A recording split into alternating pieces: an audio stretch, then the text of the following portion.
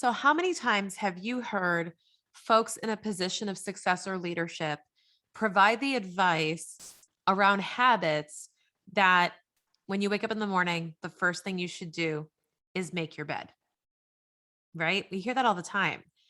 And they say that this one small habit and one small action creates momentum, creates a feeling of accomplishment of that exact action. And it becomes a gateway habit to starting your day on the right foot.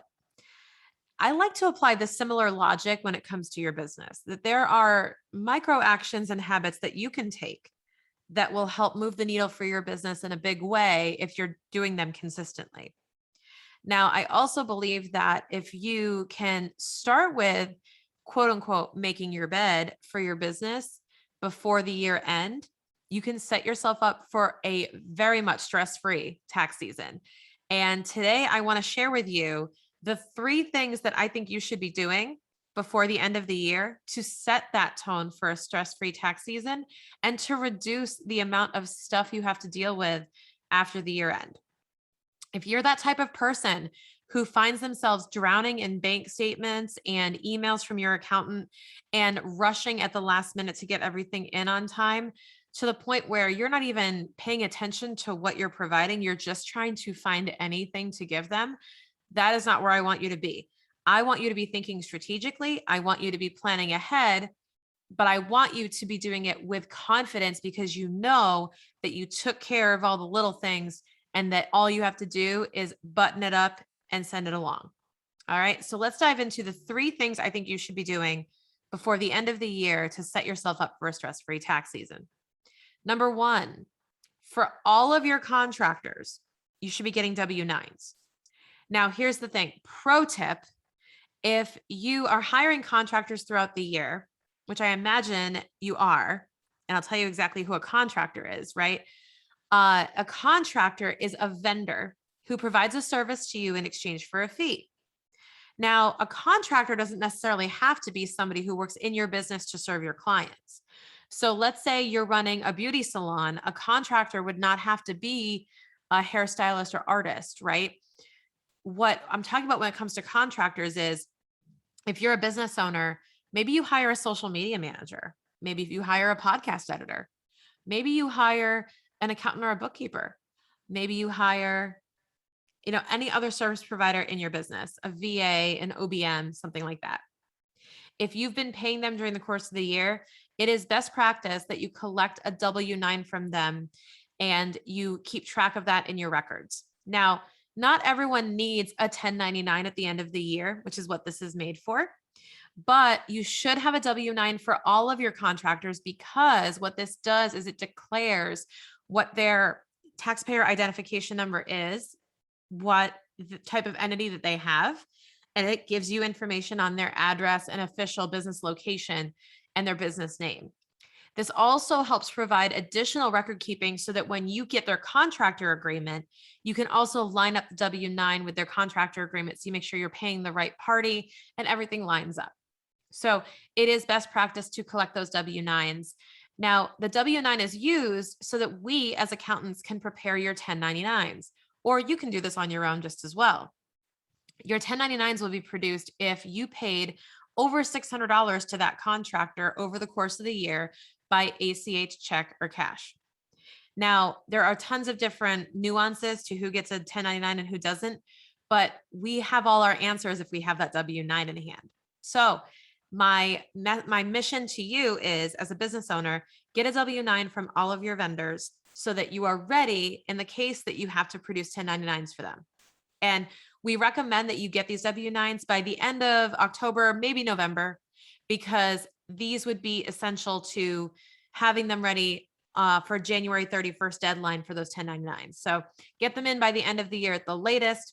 I love telling my clients that that is your October homework because we get so caught up in the holidays, so caught up in to-do lists and other things that October is a great time to ask for these things to get done. So aim on your calendar to get that in by the end of the year and mark your calendar for October to get those W 9s every single year. All right. So, number two is catch up on your bookkeeping. So, if you haven't done bookkeeping in 2021 yet. Or if you started doing it and kind of fell off the wagon, it's okay. Jump back on. And let's talk about how you get your bookkeeping caught up. So, there's a couple of things you can do. If you're DIYing, you're going to want to catch up and hook up your bank feed to your QuickBooks or your Xero or whatever bookkeeping software you're using, making sure that you're reconciling every single month to the bank statements. And you're going to want to get caught up until as much as you can up until the current month. Or there is the option, and bookkeepers do this, by the way, if you didn't know this, you can hire a bookkeeper just to do catch up bookkeeping or clean up bookkeeping. You can hire a bookkeeper to bring you current, and you can even hire a bookkeeper to train you on how to maintain it going forward.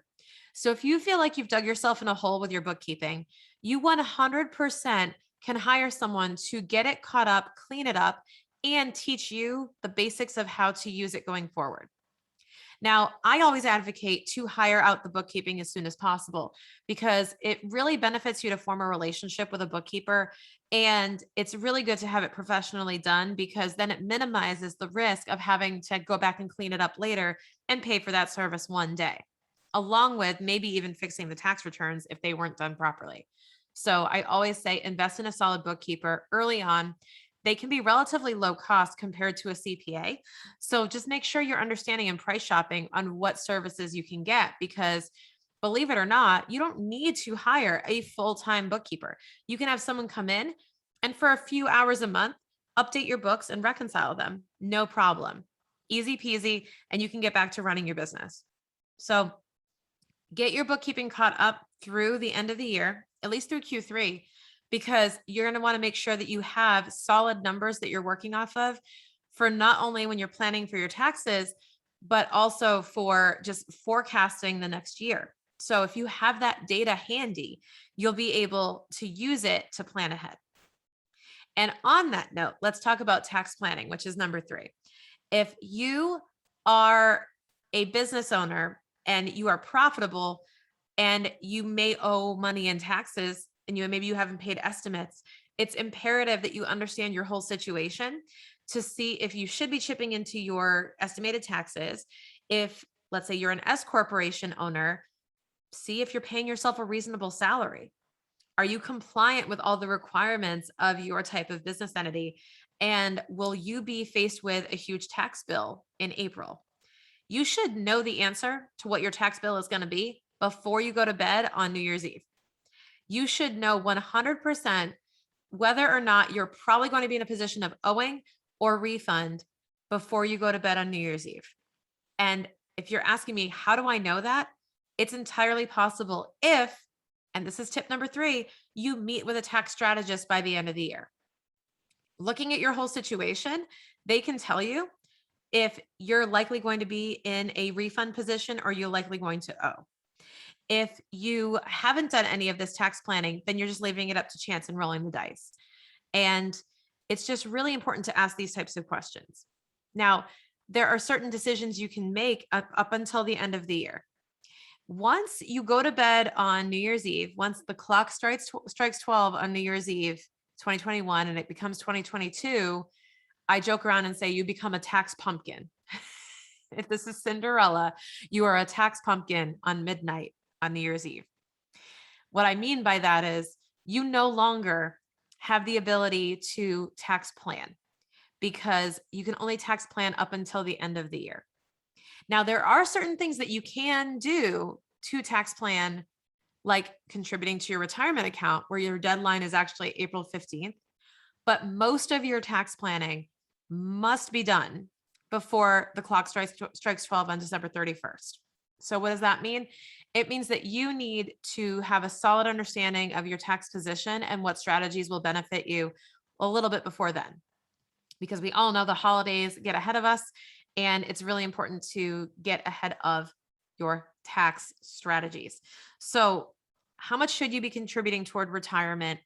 Should you be prepaying any of your 2022 expenses, for example? Should you be deferring out any revenue into 2022 to reduce your possible tax bill?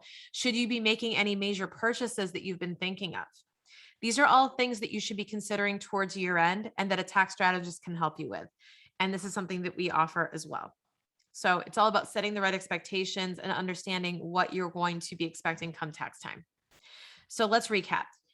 3 things that you should be doing by the time the clock strikes 12 on 12/31. Get those W-9s in hand for all of your vendors. It will make your accountant's job so much easier, and make sure you're not scrambling on January 31st trying to get those 1099s in on time.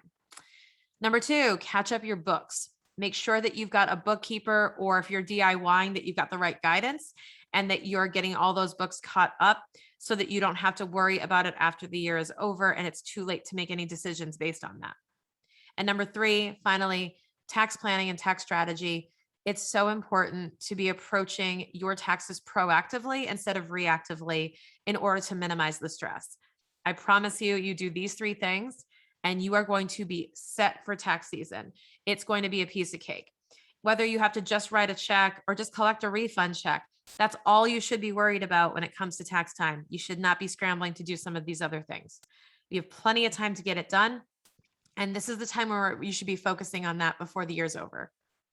All right. So if you have any questions, if you want to know how we can help you do these things, or if you want more tips, make sure you're following me on social media at Shannon K. Weinstein on Instagram, and shoot me a DM, shoot me a text message if you have any questions about what you heard in today's episode, or if you want to share any of your takeaways.